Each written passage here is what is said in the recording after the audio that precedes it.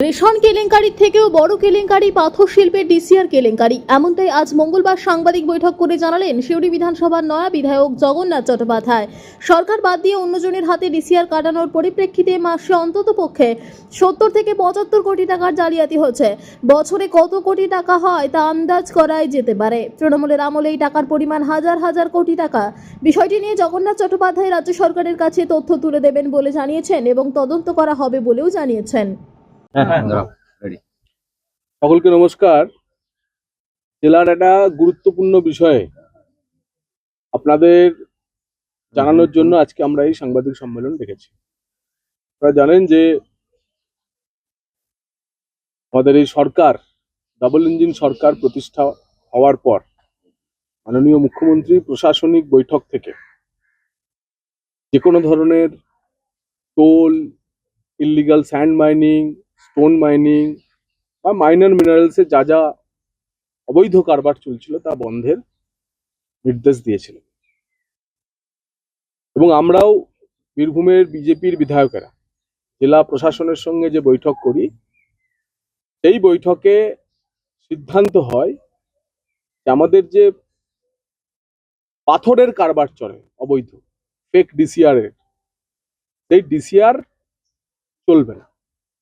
এবং পরিবর্তে সেই বৈঠকে সিদ্ধান্ত হয় যে জেলা প্রশাসনের তদারকিতে ভূমি দপ্তরের আধিকারিকেরা সরাসরি এই যে ডুপ্লিকেট চালান রিসিপ্ট সেটা ইস্যু করবেন, যেটা পশ্চিমবঙ্গ মিনারেল ডেভেলপমেন্ট কর্পোরেশনের যে স্বীকৃত চালান সেটা ইস্যু করবেন এবং মনিটরিং করবেন পুলিশ প্রশাসন, সাধারণ প্রশাসন এবং এমভিআই এর তরফ থেকে। অর্থাৎ 4টি দপ্তর একযোগে হয়ে এই যে ডিসিআর, সেই ডিসিআর এর চালান ইস্যু করবেন এবং রাজস্ব রাজকোষে জমা পড়বে। 17ই মে প্রথম সরকার 9টি যে check gate, DCR check gate, সেখানে চালান ইস্যু করা এবং রাজস্ব সংগ্রহ শুরু করা। বীরভূমের সাংবাদিক তথা রাজ্যের সাংবাদিকদের মহলে সংবাদ মাধ্যমের কাছে একটি রোমহর্ষক খবর হতে চলেছে প্রথম দুদিনের যে পরিমাণ রাজস্ব সংগ্রহ হচ্ছে।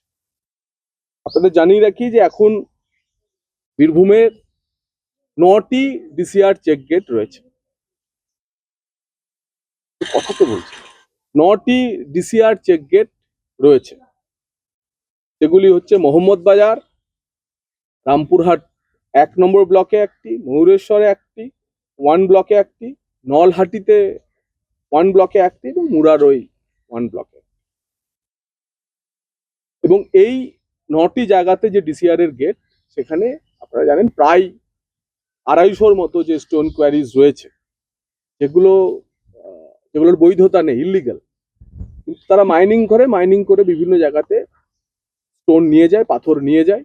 এই পাথর পাচার এবং পাথরের অবৈধ কারবার বন্ধ করার জন্য জেলা প্রশাসন যে চালান ইস্যু করতে শুরু করে, তাতে এপ্রিল 2025 থেকে অক্টোবর 25, মানে 2025-এর এপ্রিল থেকে অক্টোবর পর্যন্ত প্রতিদিনের রাজস্ব, যখন এটি বেসরকারি সংস্থার হাতে দেওয়া ছিল, সরকারের হয়ে একটি বেসরকারি সংস্থা এই ডিসিআর ইস্যু করত, তার পরিমাণ ছিল মাত্র প্রতিদিনই 19 লক্ষ টাকা সরকারের ঘরে রেভিনিউ জমা পড়ত।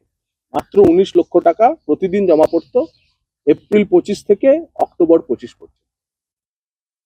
এরপর জানেন না যে আমরা যে লোকসভার পর এটা নিয়ে যখন চাপ বাড়াতে শুরু করি, আন্দোলন শুরু করি, তখন সরকার একটু নড়েচড়ে বসে। চোরামূল সরকার, এই চোরামূল সরকারের শেষের দিকে নভেম্বর 2025 থেকে মার্চ 2026, অর্থাৎ ভোট ঘোষণার আগে পর্যন্ত এই রেভিনিউ জমা পড়েছে, কালেকশন হয়েছে 70 লক্ষ টাকা প্রতিদিন। 19 লক্ষ টাকা থেকে বেড়ে সেটা প্রতিদিন 70 লক্ষ টাকা হয়েছে। তারপরে নতুন ভোট হয়, ভোট হওয়ার পর সরকার গঠন হয় এবং সরকার গঠনের পর আমাদের মাননীয় মুখ্যমন্ত্রী শ্রী শুভেন্দু অধিকারীর নির্দেশে এই ধরনের অবৈধ কারবার যে চলবে না তা নিয়ে সরকার কড়া অবস্থান নেয়। আমরা জেলা প্রশাসনকে জানাই যে এই জিনিস আমরা চলতে দেব না, সরকার নিজে এই ডিসিআর থেকে রাজস্ব সংগ্রহ করুক। এবং 4টি দপ্তরকে, কোনো একটি দপ্তরকে লাগালে পরে সেই দপ্তরের বিরুদ্ধেও দুর্নীতির অভিযোগ উঠতে পারে। তার ফলে পুলিশ, পরিবহন, ভূমি এবং একজন এক্সিকিউটিভ ম্যাজিস্ট্রেটের তদারকিতে আমরা যখন 9টি চেক গেটে 4টি দপ্তর একসঙ্গে আমরা যখন ডিসিআর কালেকশন সরাসরি সরকার শুরু করে এবং বলে দেওয়া হয় যে ডিসিআর ছাড়া কোনো পাথরের গাড়িকে যদি রাস্তায় ধরা হয় ন্যাশনাল হাইওয়ে বা স্টেট হাইওয়েতে, স্পট ফাইন 1 লক্ষ টাকা, তাহলে গাড়ি বাজেয়াপ্ত করা হয়। এই নীতি যখন কায়েম করা হয় তখন 17ই মে রবিবার প্রথম কালেকশন শুরু করে সরকার। প্রথম দিনের রাজস্ব সংগ্রহ ছিল 1,20,00,000 টাকা।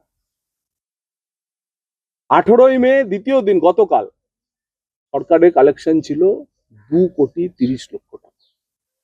কোথায় 19 লক্ষ টাকা পার ডে সরকারের ঘরে রাজস্ব জমা পড়তে 1 বছর আগে, আর ডবল ইঞ্জিন সরকার আসার পর প্রথম 2 দিনের কালেকশন একদিন 1,20,00,000 টাকা আর একদিন 2,30,00,000 টাকা। ভূমি দপ্তরের আধিকারিকরা, জেলা প্রশাসনের আধিকারিকরা জানাচ্ছেন যে এই রোজগার প্রতিদিন 3 কোটি টাকা পর্যন্ত পৌঁছাবে। অর্থাৎ 3 কোটি টাকা যদি পৌঁছায় তাহলে মাসে 90 থেকে 100 কোটি টাকা শুধু ডিসিআর থেকে সরকারি রাজস্ব জমা হচ্ছে, যেটা আগে জমা হতো 25 থেকে 30 কোটি টাকা। তাহলে 15 বছরে প্রতি মাসে যদি এই 70 কোটি টাকা লুটতরাজ হয়েছে, তাহলে গত 15 বছর ধরে অন্তত পক্ষে 10,000 কোটি টাকার সরকারি রেভিনিউ এইভাবে লুট হয়েছে। আগামী 21 তারিখে মাননীয় মুখ্যমন্ত্রীর রাঢ়বঙ্গের জেলাগুলিকে নিয়ে 5টি জেলাকে নিয়ে বসছেন। মাননীয় জেলা শাসককে আমরা অনুরোধ করেছি যে তিনি এ সম্পর্কিত বিস্তারিত রিপোর্ট তৈরি করে মাননীয় মুখ্যমন্ত্রীর কাছে পেশ করবেন। এবং আমরা মাননীয় মুখ্যমন্ত্রীর কাছে দাবি জানাবো যে গত 15 বছরে যে 10,000 কোটি টাকার রাজস্ব লুট হয়েছে, ডিসিআর কেলেঙ্কারির পূর্ণাঙ্গ তদন্ত করাতে হবে। দিনের আলোর মতো পরিষ্কার, মাত্র 2 দিনের কালেকশনে মার্চ মাসের 26শে মার্চ, মানে 2026 সালের মার্চ মাসে যেখানে 70 লক্ষ টাকা সরকারের ঘরে রাজস্ব জমা পড়েছে, সেটা কোন ম্যাজিকে 2,30,00,000 টাকা হয়ে গেল, 230 লক্ষ টাকা হয়ে গেল। তাহলে বোঝাই যাচ্ছে কিভাবে এই তৃণমূল সরকার, এই তৃণমূলের যন্ত্র, প্রশাসনিক যন্ত্র বেসরকারি সংস্থাকে কাজে লাগিয়ে পাথরের বেআইনি কারবার এবং চুরি করেছে। এটি বলার জন্যই আপনাদের ডাকা যে দেখা যাচ্ছে যে রেশন কেলেঙ্কারির থেকেও বড় কেলেঙ্কারি এই ডিসিআর কেলেঙ্কারি হয়েছে, অন্তত 10,000 কোটি টাকার কেলেঙ্কারি। এবং এই 10,000 কোটি টাকার কেলেঙ্কারি নিয়ে আমরা জেলা প্রশাসনের বিস্তারিত রিপোর্ট প্রস্তুত করছে।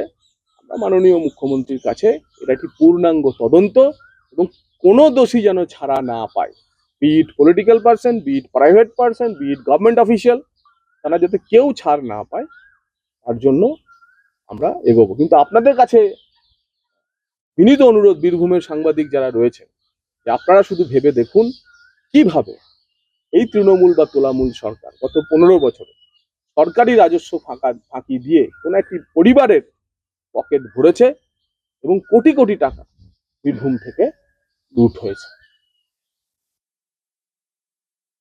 ঠিক আছে, আমার এটুকুই বলার ছিল। প্রশাসনের কোনো উচ্চ স্তরে কারো যোগ পাচ্ছেন? আমরা সেটা তো তদন্ত হলে বোঝা যাবে, কিন্তু এটা তো কোনোভাবেই এই যে ডিসিআর কেলেঙ্কারি, সেটা তো কোনো একটি শুধু ব্যক্তি বা প্রতিষ্ঠান তো যুক্ত নয়, এর সঙ্গে পুরো সরকারি ব্যবস্থা যুক্ত। তো শুধু আজকেও শুনলাম যে আজকে কালেকশন সম্ভবত 2.5 কোটি টাকা ছাড়িয়ে যায়। তো এটাই বোঝা যাচ্ছে যে সরকার যদি দৃঢ়ভাবে কোনো জিনিস পদক্ষেপ করে, যদি প্রয়োগ করা হয়, এতেই স্পষ্ট হচ্ছে যে আমরা সরকারের ঘরে কতটা রাজস্ব দিতে পারি। পাথর আমাদের শুরু হয়েছে, আমরা পাথর নিয়ে দেখালাম, এরপরে আরো মাইনর মিনারেলস যা যা আছে সেগুলো বীরভূমে আমরা এইভাবেই এনফোর্স করব। গ্রিন বেঞ্চের পক্ষ থেকে পাটামির 219টা ক্যাশারকে ফাইন করা হয়েছে, তারা এখনো যায়নি। যেহেতু এটা সাবজুডিস বিষয়, সেটা ইজ বিটুইন ক্যাশার মালিক এবং গ্রিন বেঞ্চ, আদালত এই ব্যাপারে সিদ্ধান্ত নেবে। শেখ রতনের রিপোর্ট, পিবি নিউজ।